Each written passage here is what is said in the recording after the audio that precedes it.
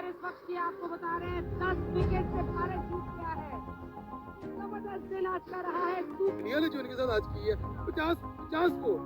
मैं कहता हूँ नेपाल की टीम भी इतना स्कोर नहीं करती जितना इन्होंने। अच्छा, अभी तक का हम लोगों ने शायद ही कभी कोई फाइनल मुकाबला देखा हो।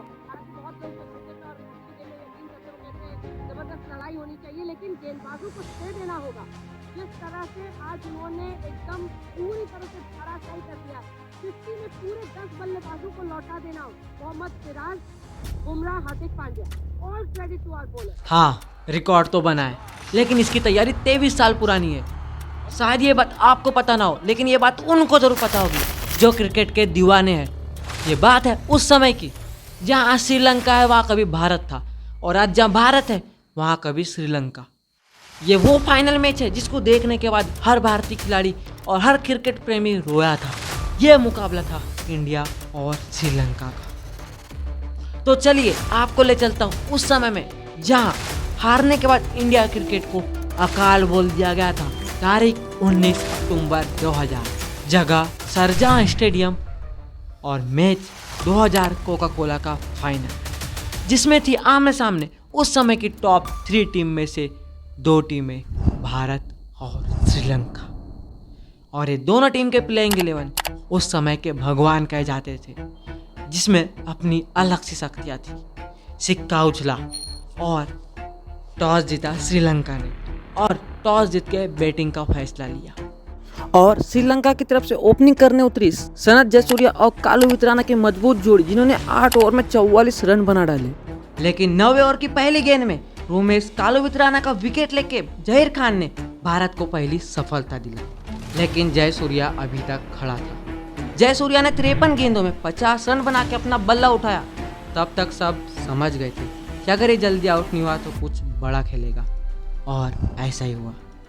भारत को दूसरा विकेट लेने के लिए 10 ओवर लग गए थे। 18 ओवर की दूसरी गेंद में तेंदुलकर के एक थ्रो के कारण मारवन अटापट्टू का विकेट मिला, लेकिन तब तक लंका के सैनिक ने 90 रन बना दिए थे। और इसका कारण था दूसरी ओर खड़ा लंका का महायोद्धा जयसूर्या, जो भारत को अपना विकेट ना देने की सौगात लेके खड़ा था। लेकिन भारत भी कहाँ चुप रहने वाला था। भारत दूसरी ओर से 21 ओवर में श्रीलंका के 98 रन पर तीसरा विकेट भी ले लिया, और फिर 28 ओवर की लास्ट बॉल में 116 रन पर 4 विकेट भी ले लिए। लेकिन लंका अभी इतनी जल्दी नहीं जलने वाली थी, और यही कारण था जिसके कारण भारत को 5वां विकेट लेने में अगले 20 ओवर लग गए।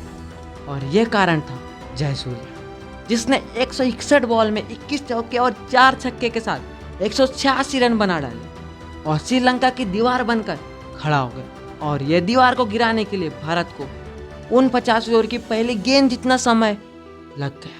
ये दीवार गिरने वाला हथियार था दादा, लेकिन पिक्चर अभी खत्म नहीं हुई। श्रीलंका की तरफ से एक और खिलाड़ी था, रसेल आर्नोल्ड, जिसने 62 गेंदे में 2 चौके और 1 छक्के के साथ 52 रन बना डाले, और श्रीलंका ने भारत को 50 ओवर में 5 विकेट देकर 299 रन बनाकर 300 का टारगेट दिया। और अब बाकी था भारत को अपने हीरो की पावर दिखाने का। सबने सोचा क्रिकेट का दादा सौरव गांगुली, क्रिकेट का भगवान the God of cricket Sachin Tendulkar, और क्रिकेट का पावर हाउस युवराज सिंह और विनोद कंबाली जैसे खिलाड़ी है भारत के पास, तो भारत को ये फाइनल का खिताब जीतने से कोई नहीं रोक सकता। लेकिन किस्मत को कुछ और ही मंजूर था। भारत की तरफ से ओपनिंग करने गए सौरव गांगुली और सचिन तेंदुलकर ओपनिंग पार्टनर में से सौरव गांगुली का विकेट तीसरे ओवर में ही श्रीलंका बॉलर को मिल गया, और मानो इसके बाद तो विकेट की झड़ी ही लग गई।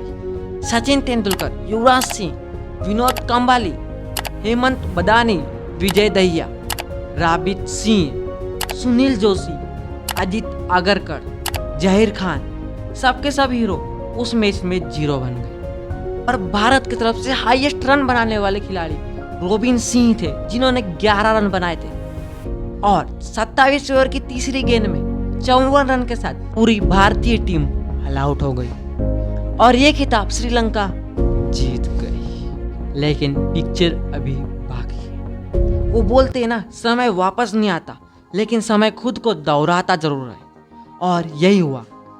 एशिया फाइनल में जब फिर से आमने सामने थी इंडिया वर्सेस श्रीलंका, और इस बार टॉस भी श्रीलंका ने जीता और पहले बल्लेबाजी करने का भी फैसला लिया। मानो कि जैसे समय खुद को दोहरा रहा, लेकिन समय कब बदल जाए किसी को नहीं पता। जहां पूरी श्रीलंका टीम ने 50 रन बनाकर ऑल आउट हो गई और भारत को जीत दिलाने के लिए 51 रन का टारगेट दिया। जहां श्रीलंका ने 300 रन का टारगेट दिया था, आज वही पूरी श्रीलंका टीम मात्र 50 रन बना के भारत को जीत के लिए 51 रन का टारगेट दिया। बस भारत को 51 रन का नारियल फोड़ने के लिए ईशान किशन और शुभमन गिल को भेजना पड़ा और ये जीत उतनी ही आसानी से भारत को मिल गई जितनी मुश्किल से भारत को हार लेना पड़ा था। लेकिन ये असंभव सी चीज इतनी सरलता से संभव नहीं हुई। इसके लिए मियां भाई, पावर पांड्या और बूम बूम बुमराह ने संघर्ष किया। जहां मोहम्मद सिराज ने 6 विकेट और हार्दिक पांड्या ने 3 विकेट, तो वहीं बुमराह ने 1 विकेट लेकर लंका की लंका ढहा दी। और पूरा श्रेय इन 3 ही बॉलरों पे जाता है, जिनकी वजह से इंडिया ने अपना 23 साल पुराना बदला लिया। आई होप ये वीडियो आपको जरूर पसंद आई होगी, लेकिन इससे भी ज़्यादा पसंद आएगी आपको बुमराह की संघर्ष की कहानी, जिसकी लिंक मैं डिस्क्रिप्शन और एंड स्क्रीन में दे दूंगा।